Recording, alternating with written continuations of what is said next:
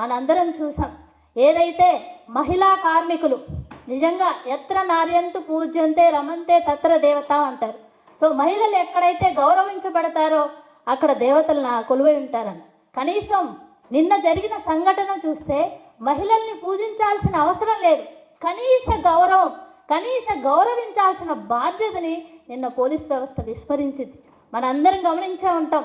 నిన్న law and ఆర్డర్ని కాపాడాల్సిన బాధ్యతలో భాగంగా ఏ విధంగా అయితే అక్కడ నిరసన వ్యక్తం చేస్తున్న వాళ్ళని వ్యాన్లలో ఎక్కించే క్రమంలో మహిళా కార్మికుల్ని ఏ విధంగా వాళ్ళని ఇబ్బంది పెట్టారు, ఏ విధంగా వెహికల్స్లో ఎక్కించారు.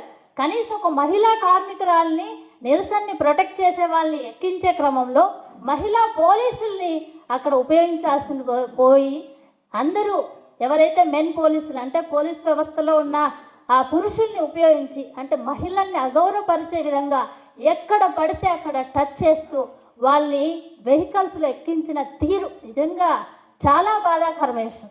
మహిళల్ని పూజించాల్సిన అవసరం లేదు, కనీసం మహిళా హక్కుల్ని కాపాడాల్సిన బాధ్యత ఈ వ్యవస్థకు ఉంది. ఆ మహిళా హక్కుల్ని ప్రొటెక్ట్ చేసే వాళ్ళని తీసుకెళ్లొచ్చు, లా అండ్ ఆర్డర్ని కాపాడచ్చు. కానీ ఆ సందర్భంలో మహిళా పోలీసులను వినియోగించుంటే బాగుండేది. కానీ ఈరోజు వాళ్ళు ప్రదర్శించిన తీరు, వాళ్ళందరినీ తీసుకెళ్ళి అంటే దారుణంగా రక్త గాయాలయ్యే విధంగా మహిళా కార్మికుల్ని గాయపరిచిన తీరు చూస్తే నిజంగా చాలా బాధాకరమైన విషయం.